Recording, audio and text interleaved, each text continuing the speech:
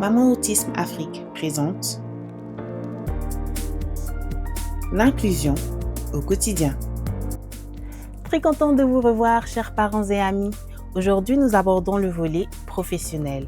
Alors, si vous êtes déjà dans le monde du travail en tant qu'employé ou employeur, si vous êtes professionnel, si vous êtes entrepreneur et que vous avez des salariés, si vous comptez être dans le monde du travail bientôt, bref, si vous êtes un être humain et vous avez un nez pour respirer, cette vidéo peut vous servir un jour. Alors, restez jusqu'au bout.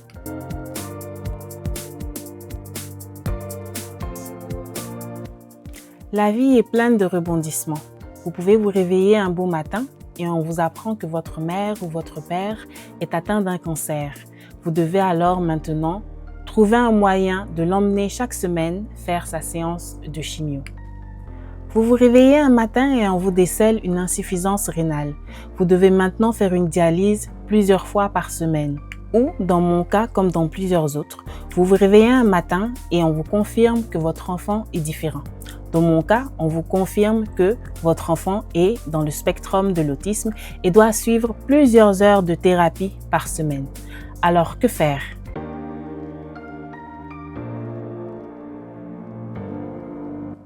Comment combiner 40 heures, 50 heures, 60 heures, parfois plus heures de travail par semaine à ces nouvelles responsabilités? Plusieurs parents d'enfants différents se retrouvent parfois obligés de démissionner ou d'abandonner leur emploi pour pouvoir se consacrer entièrement à l'accompagnement de leur enfant. Voici quelques pistes de solutions que vous pouvez négocier avec votre employeur ou que vous pouvez proposer à votre salarié.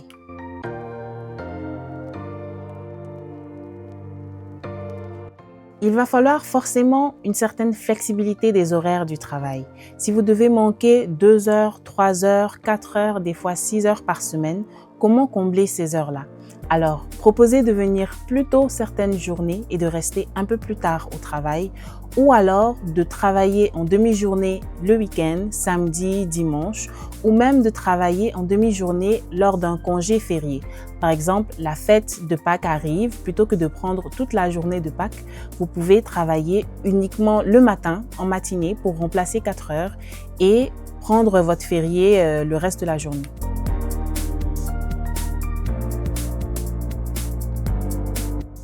Établir des objectifs délivrables précis et le plus détaillés possible. Je vous donne des exemples. Si vous travaillez par exemple dans un centre d'appel, plutôt que d'avoir des objectifs par mois ou par semaine, combien d'appels vous devez faire par jour? Est-ce que c'est 20 appels? Est-ce que c'est 100 appels? Est-ce que c'est 50 appels? Comment vous pouvez répartir ces appels-là au courant de la journée? Est-ce que ça veut dire que je dois appeler 25 personnes le matin, 25 personnes l'après-midi? Vraiment, détailler les objectifs le plus précis possible. Si vous travaillez dans le domaine des services, par exemple, vous travaillez dans la restauration et que vous devez nettoyer les tables à la fin de la journée pour vous assurer que tout est propre. Qu'est-ce que ça veut dire vous assurer que tout est propre? Est-ce que c'est nettoyer le sol? Est-ce que c'est laver la vaisselle? Est-ce que c'est laver les assiettes puis les ranger? Il faut vraiment que ça soit précis. Comme ça, vous vous assurez que vous avez fait tout ce qu'il faut avant de partir.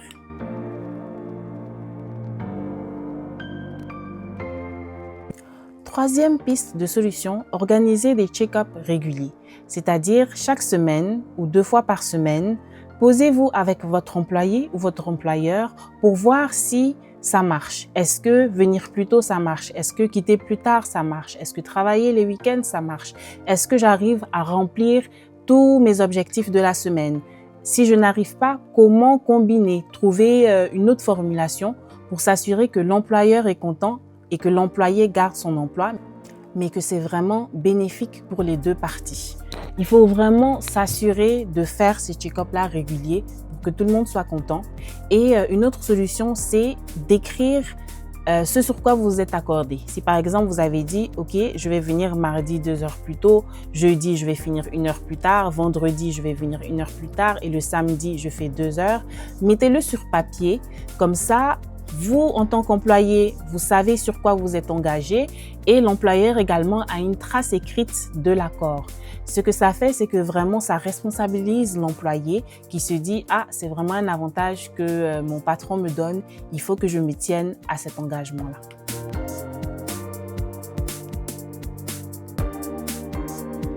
Chose à éviter pour les employeurs. Alors, si par exemple, les objectifs ne sont pas atteints, n'assumez pas automatiquement que c'est parce que le parent est trop préoccupé par son enfant qu'il n'arrive pas à remplir ses objectifs. C'est peut-être complètement autre chose. C'est peut-être que vous avez mal formé les équipes et qu'il y a un collègue avec lequel vraiment ça ne fonctionne pas, ou les objectifs que vous avez posés sont inatteignables, ils sont trop élevés, donc il ne pourra pas remplir ces objectifs-là, ou même encore que vous n'avez pas bien expliqué ou assez détaillé les objectifs et ce qu'il doit faire dans la journée avant de partir. Donc n'assumez pas automatiquement « Ah, s'il n'a pas pu remplir les objectifs, c'est parce qu'il est trop préoccupé, c'est parce que la santé de son enfant lui prend la tête, c'est parce qu'il est trop stressé ». Ça peut être complètement autre chose.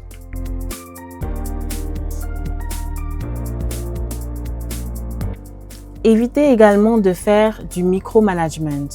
Bon, lorsque l'employé est obligé de vous parler de sa vie personnelle pour avoir un certain avantage, une certaine flexibilité au travail, il est difficile souvent de trouver la limite entre vie privée et informations que je dois divulguer à mon employeur pour qu'il puisse me comprendre et qu'il puisse s'adapter à ma situation.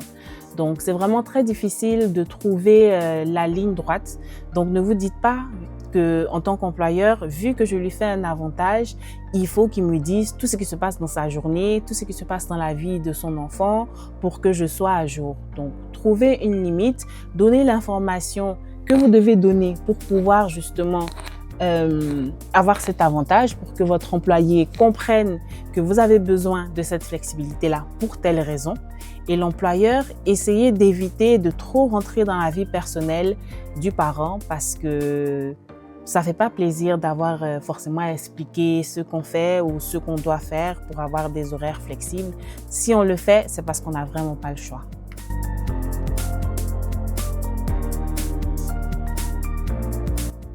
En tant que collègue de travail, vous ne bénéficiez pas personnellement de la flexibilité de l'emploi, mais votre collègue bénéficie.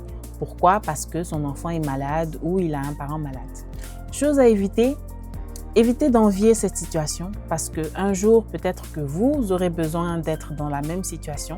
Donc, évitez d'envier les horaires de travail juste parce que vous voulez dormir un peu plus le matin ou vous avez prévu d'aller faire des courses ou quelque chose qui n'a rien à voir avec un besoin pour votre parent ou pour vous-même. Donc, évitez vraiment d'envier cette situation-là et de créer des arguments pour pouvoir avoir la même flexibilité. Parce qu'à ce moment-là, ça peut être un peu compliqué pour l'employeur d'offrir cette flexibilité-là à tout le monde, malheureusement. Évitez également d'initier de fausses rumeurs. Donc, si par exemple, votre collègue est une femme, ne dites pas « Ah, Madame Kofi, vraiment, le patron l'aime bien, hein, c'est pour ça qu'elle vient quand elle veut, elle part quand elle veut. Ah, je sais pas, mais en tout cas, le patron l'aime bien. » C'est pas joli. Donc, vous ne savez pas toute la situation. Elle n'est pas obligée de divulguer toute l'information à tous ses collègues de travail. La personne qui importe, c'est vraiment son employeur et ils ont un entendement, ils ont un accord qui est même écrit parfois. Donc, évitez de lancer des rumeurs qui peuvent porter atteinte à la réputation du parent, que ce soit une femme ou un homme. On a assez de problèmes.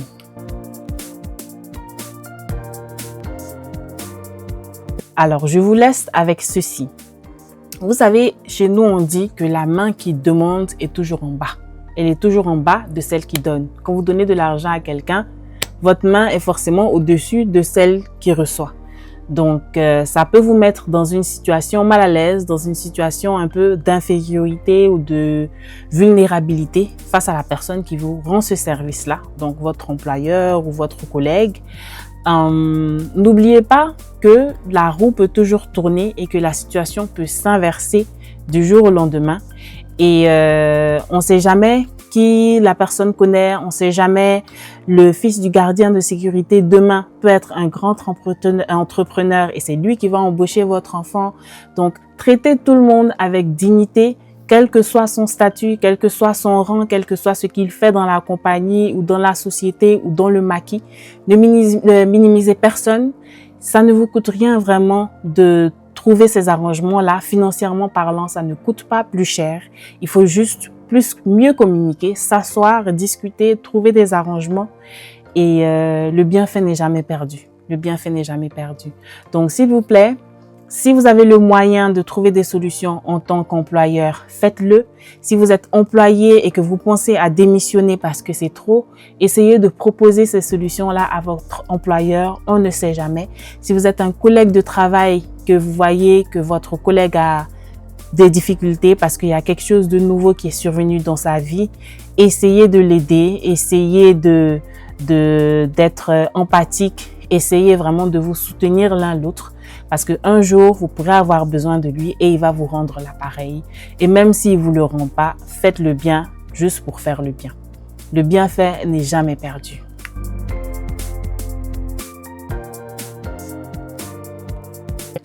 C'est déjà la fin de la capsule. Merci de m'avoir suivi jusqu'au bout et restons connectés. Si vous avez aimé cette vidéo, merci de la partager, liker ou de vous abonner à la page. C'était Maman Autisme Afrique pour une société plus bienveillante et inclusive.